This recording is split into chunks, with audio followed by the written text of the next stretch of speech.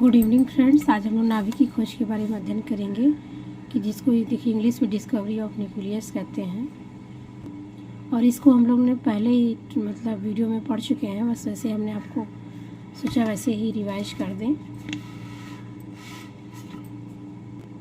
और हम लोग रदरफोर्ड का परमाणु मॉडल भी पढ़ चुके थे, लेकिन इस बार वैसे ही हम जिक्र कर देते हैं कि रदरफोर्ड वैज्ञानिक जो थे उन्होंने 1911 में क्या किया था। उन्होंने सौरधातु की पतली पन्नी पर अल्फा कणों का प्रकरण कराया और उन्होंने नाभिक की खोज की और इसी के आधार पर अपना परमाणु मॉडल प्रस्तुत किया। तो उन्होंने देखिए फिगर में उन्होंने देखिए फिगर के माध्यम से उन्होंने ये बताया उन्होंने इलेक्ट्रॉन क्लाउड है जो नेगेटिव चार्ज है, और ये जो है वो न्यूक्लियस है जो कि क्या है, पॉजिटिवली चार्ज वेरिजेंस है, मतलब बहुत धनावेशित भाग इसमें स्थित है। और ये जो पाई के माध्यम से आपको रिप्रेजेंट किया गया है वो नेगेटिव चार्ज है और वो है इलेक्ट्रॉन क्लाउड है।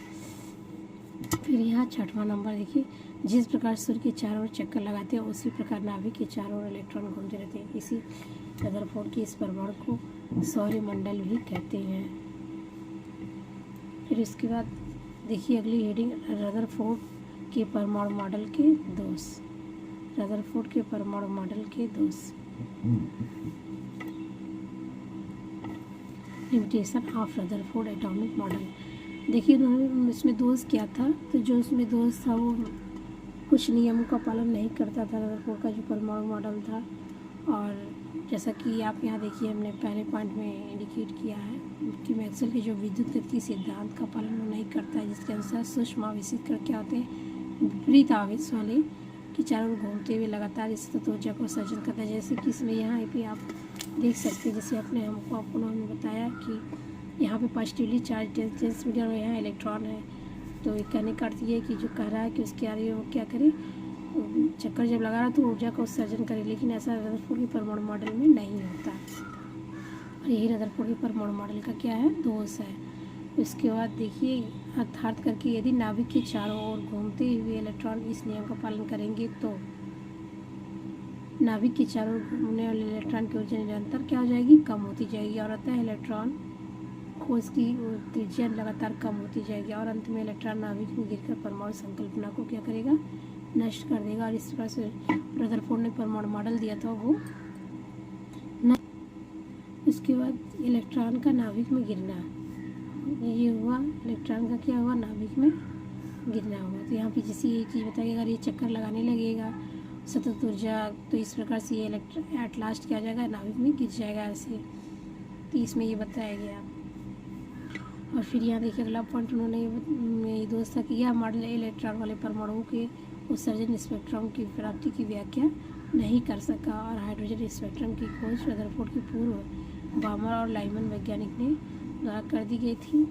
और रदरफोर्ड का परमाणु मॉडल लाइमन तथा बामर श्रेणियों का उत्सर्जन प्रकृति सतत स्पेक्ट्रम न होकर असतत स्पेक्ट्रम क्यों है के बारे में कोई संकेत नहीं दिख सका। मतलब उन्होंने ये सिद्ध नहीं कर सका कि उनका जो सर्जन सतत ना होकर असतत रूप में क्यों होता है, इसलिए इनके नियम संकल्पना को नष्ट हो गया और इनमें यही परमाणु दोष पाए जाते हैं। अब हम यहाँ देखते हैं प्लैंक का क्वांटम सिद्धांत। Planck's quantum theory of radiation. Max Planck ने 1900 में विकिरण ऊर्जा के क्वांटम सिद्धांत को दिया और इस सिद्धांत के कुछ प्रमुख बिंदु निम्न है। जैसा कि उन्होंने पहला पॉइंट बताया, किसी पदार्थ द्वारा विकिरण ऊर्जा का शोषण या उत्सर्जन सतत न होकर असतत होता है। सतत न होकर के क्या होता है, असतत होता है। विकिरण ऊर्जा का उत्सर्जन या शोषण निश्चित ऊर्जा के पैकेटों या बंडलों के रूप में होता है। निश्चित ऊर्जा के पैकेटों या बंडलों को हम क्या कहते हैं, क्वांटा या फोटान कहते हैं। एक क्वांटा या फोटान की ऊर्जा निम्न सूत्र की सहायता द्वारा ज्ञात कर लिया जाता है। जैसा कि क्वांटा की ऊर्जा हम जानते हैं E बराबर h न्यू और न्यू बराबर c अपॉन लेमडा। E बराबर c अपॉन लेमडा, जहाँ E क्या है, क्वांटा की ऊर्जा, h प्लैंक नियतांक, c प्रकाश का वेग, लेमडा जो है तरंगदैर्घ्य और न्यू जो है वो आवृत्ति है। अब हम यहाँ प्लैंक नियतांक का मान लिखेंगे कि एमकेएस पद्धति में क्या होता है, सीजीएस पद्धति। देखिए यहाँ एमकेएस पद्धति उसको हम शॉर्ट फुल फॉर्म में मीटर किलोग्राम सेकंड लिखते हैं और सीजीएस को सेंटीमीटर ग्राम प्रति सेकंड फुल फॉर्म इसका है, शॉर्ट फॉर्म इसका ये है एमकेएस और सीजीएस। तो इसमें देखिए एच का मान जो होता है 6.625 × 10⁻⁻34 जूल सेकेंड होता है। और सीजीएस पद्धति में एच का मान जो होता है 6.625 × 10⁻27 अर्ग सेकेंड होता है। और जो प्रकाश का वेग होता है एमकेएस पद्धति में c बराबर 3 × 10⁸ मीटर पर सेकेंड होता है। और सीजीएस पद्धति में c बराबर 3 × 10 सेंटीमीटर पर सेकेंड। यहाँ पे क्योंकि हम जानते हैं 1 मीटर में 100 सेंटीमीटर होता है, 1 मीटर में 100 सेंटीमीटर होता है। तो यहाँ पे 2 बार बढ़ जाएगा और यहाँ पे किस मीटर की जगह क्या हो जाएगा, सेंटीमीटर प्रति सेकेंड है। अब यहाँ देखते हैं, हम अगला टॉपिक पढ़ते हैं हाइड्रोजन स्पेक्ट्रम।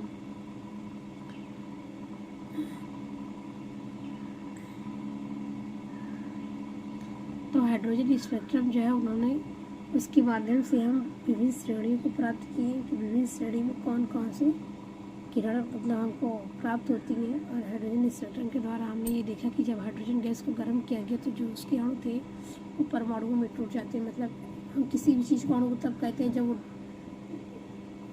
एक से अधिक रहता है, उसको हम अणु कहते हैं। और जब एक वन पर तत्व रहते हैं तो उसको हम मतलब एक ही तत्व के एक ही परमाणु रहते हैं।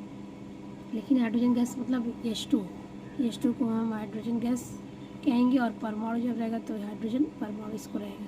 तो जब टूटते हैं तो क्या हो जाता है, तथा परमाणु के इलेक्ट्रॉन ऊर्जा अवशोषित करके उच्चतम ऊर्जा स्तर में चले जाते हैं, जिससे वह उत्तेजित अवस्था को प्राप्त कर लेता है।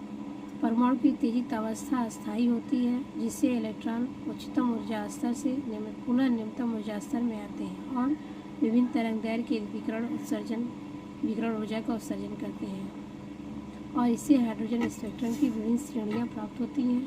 इन श्रेणियों के नाम खोजकर्ता वैज्ञानिकों के नाम के आधार पर दिए गए हैं। मतलब जो वैज्ञानिक जो खोज किए जिन श्रेणियों के इस हाइड्रोजन स्पेक्ट्रम के माध्यम से उनके आधार पर उस नाम को दिया गया है। और इन श्रेणियों के प्राप्त श्रेणियों को जो है निम्न सारणी में, तो हम देखिए चित्र की भी सारणी के माध्यम से हमको जानना चाहिए और ग्राफ के माध्यम से जानना चाहिए। तो हम लोग यहाँ दोनों के माध्यम से जानेंगे कि हाइड्रोजन स्पेक्ट्रम में कौन सी भिन्न भिन्न श्रेणियाँ उनको कौन से वैज्ञानिक दिए हैं। तो देखिए आप यहाँ पहले चार्ट के माध्यम से देखिए, तो इसमें श्रेणी जो है वो देखिए पहली श्रेणी लाइमन, इसको लाइमन वैज्ञानिक ने दिया था। तो लाइमन वैज्ञानिक इस प्रकार से उन्होंने N1 N2 और उन्होंने क्षेत्र बताया है। तो जो यहाँ N1 N2 है वो उनकी श्रेणियाँ हैं, मतलब उनकी श्रेणी का जो मान होता है वो है। यहाँ लाइमन श्रेणी देखिए कब होगा, जब N1 का मान 1 होगा और N2 का मान 2, 3, 4 और कहाँ तक हो सकता है, इनफाइनाइट तक। तो वह पराबैंगनी या अल्ट्रावायलेट के क्षेत्र में आती है मुख्य श्रेणी। और जब ब्राह्मण श्रेणी होगी N2 का मान 2 होगा और N1 का मान 2 होगा, N2 का मान 3, 4, 5 से इनफाइनाइट तक। तो ये विजुअल या दृश्य क्षेत्र में आएंगे। और पार्शियल श्रेणी जब होगा तो उनका मान 3, 4, 5, 6 और इनफाइनाइट होगा। अवरक्त या इंफ्रारेड मतलब ये निकट में आएंगे तो ये अवरक्त। और फिर यहाँ पे हम ब्रैकेट श्रेणी को देखते हैं, तो जिसका N1 का मान 4 होगा और N2 का मान 5, 6, 7 डॉट इनफाइनाइट तक। और ये अवरक्त है लेकिन सुंदर है, इसको हम इंफ्रारेड इंग्लिश में कहेंगे। फिर यहाँ देखिए हम अगला इसमें देखते हैं फुंड श्रेणी। इसको फुंड वैज्ञानिक ने दिया था और इसमें इन्होंने बताया N1 का मान 5 और N2 का मान 6 से स्टार्ट होगा, 6, 7, 8 इनफाइनाइट तक। इसको हम अवरक्त इंफ्रारेड कहते हैं।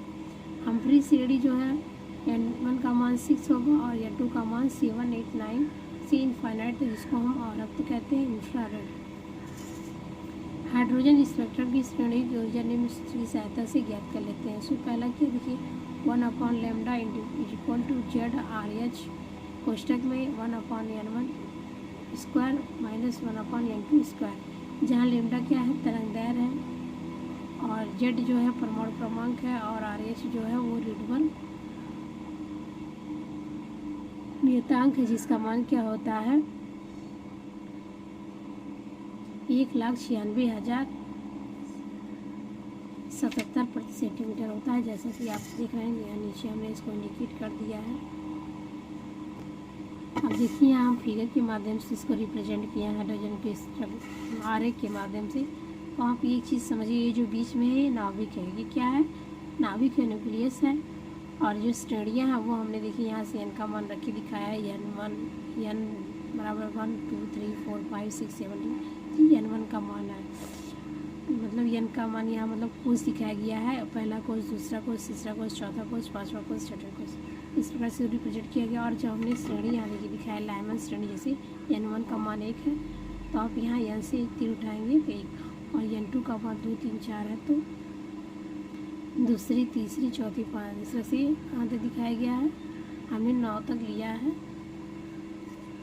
आप और आगे ले सकते हैं, इसको ताकि दिखाने में आराम रहे इसलिए वहाँ तक हमने ड्रा किया है इस प्रकार से। यहाँ देखिए लाइमन श्रेणी है, ये बामर श्रेणी है, और ये पार्शियल श्रेणी, और फिर यहाँ ब्रेकट श्रेणी, फुंड श्रेणी और हम्पी श्रेणी। इस प्रकार से हम्पी श्रेणी को सबसे नीचे मैंने इंडिकेट किया है। अब इसमें देखिए n1 का मान 6 है तो यहाँ 6 से दिखाया गया है इसको, n2 का मान 7 है तो 7 से दूसरी ग्रेड को दिखाया गया है 7 8 9। ये चीज़ आप ध्यान दीजिएगा, ठीक। इस प्रकार से हाइड्रोजन स्पेक्ट्रम तक आज तक यही रहने देते हैं, और इसके आगे का हम लोग कल अध्ययन करेंगे। धन्यवाद।